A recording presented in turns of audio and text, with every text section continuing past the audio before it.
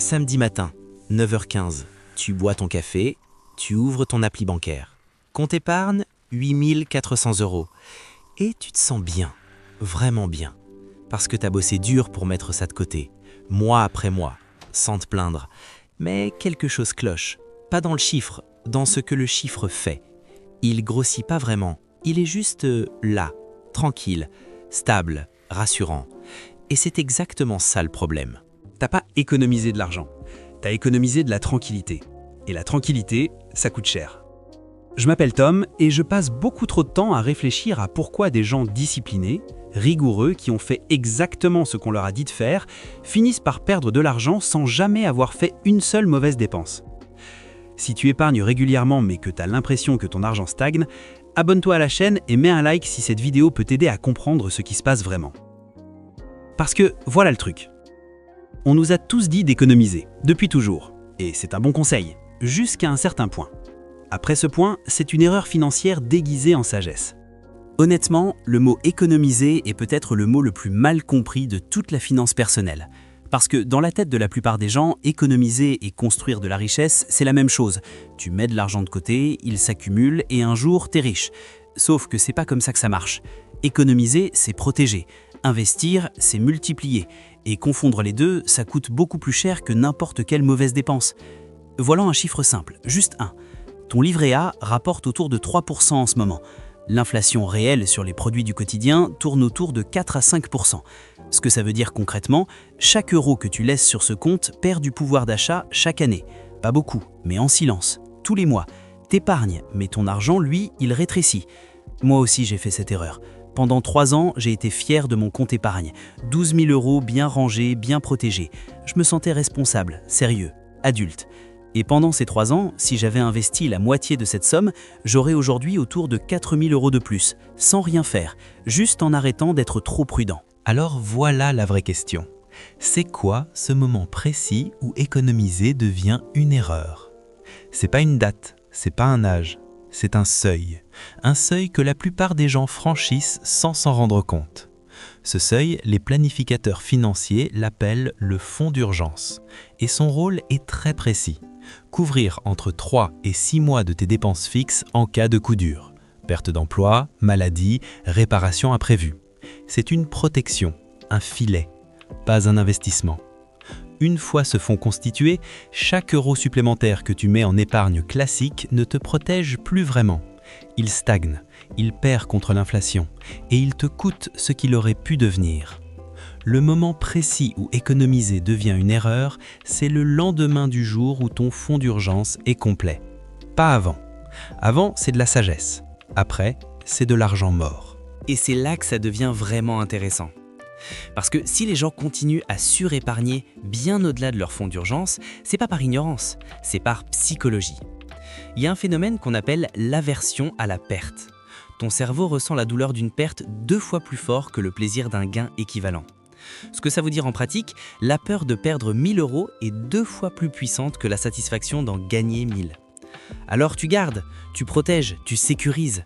Et chaque mois que ton solde d'épargne reste stable, ton cerveau te donne une petite récompense, un signal de sécurité, une dose de dopamine discrète. Sauf que ce signal te ment. Il te dit « t'es en sécurité », alors qu'en réalité, t'es en train de perdre lentement. Ton argent sur un livret, c'est comme garder de la nourriture dans un réfrigérateur qui refroidit pas vraiment. Elle a l'air fraîche, elle est toujours là, mais elle se dégrade doucement. Et toi, tu continues à ouvrir le frigo, à voir que c'est toujours là et à te dire que tout va bien. Un seul calcul, brutal. Tu as 15 000 € en épargne classique, au-delà de ton fonds d'urgence. Tu les laisses là pendant 10 ans à 3%. Tu te retrouves avec environ 20 000 €. Les mêmes 15 000 € investis dans un fonds indiciel à rendement historique moyen de 7%, tu te retrouves avec environ 29 500 €. La différence, presque 10 000 €. Pas parce que tu as pris des risques fous, parce que tu as arrêté d'avoir peur au bon moment. Mais voilà ce que personne te dit vraiment sur cette erreur. La surépargne, elle se présente jamais comme une erreur. Elle se présente comme de la vertu. Tes parents sont fiers, tes amis trouvent que t'es sérieux. La société te félicite, t'as de l'épargne, bravo. Et toi, tu absorbes ce feedback positif. Tu te sens responsable, mature, au-dessus de ceux qui dépensent tout. Mais pendant ce temps, quelqu'un d'autre, avec le même salaire que toi, a constitué son fonds d'urgence il y a 2 ans et investi le reste.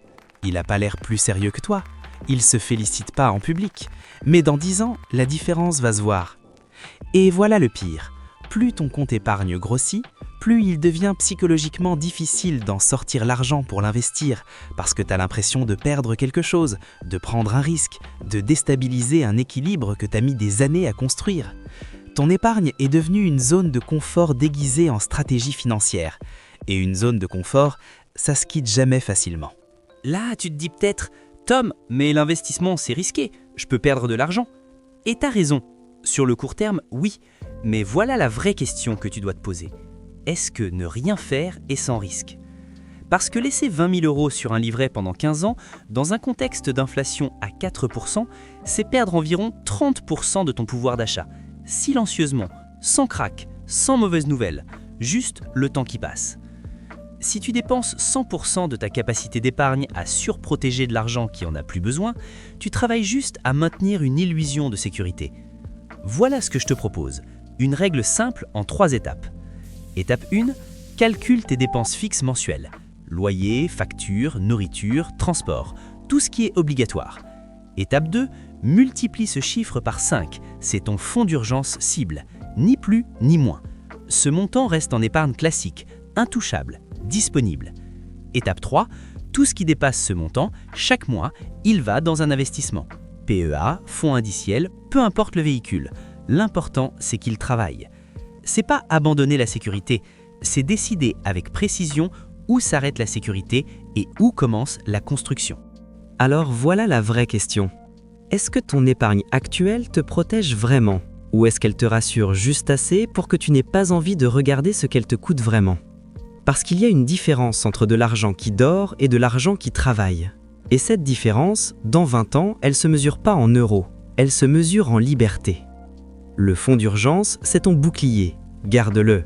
Tout ce qui dépasse, c'est ton armée endormie, réveille-la. La prochaine fois que tu vires de l'argent sur ton compte épargne, pose-toi une question d'abord. Est-ce que je protège ou est-ce que j'évite ? Parce que protéger, c'est de la sagesse. Éviter, c'est juste de la peur bien habillée. Si cette vidéo t'a aidé à comprendre quand économiser devient une erreur, like, abonne-toi, active la cloche et dis-moi en commentaire. T'as déjà calculé combien t'as au-delà de ton fonds d'urgence et est-ce que cet argent travaille ou il dort ? Sois honnête. On se retrouve dans la prochaine, prends soin de toi et surtout prends soin de ce que ton argent fait pendant que tu dors. Tom.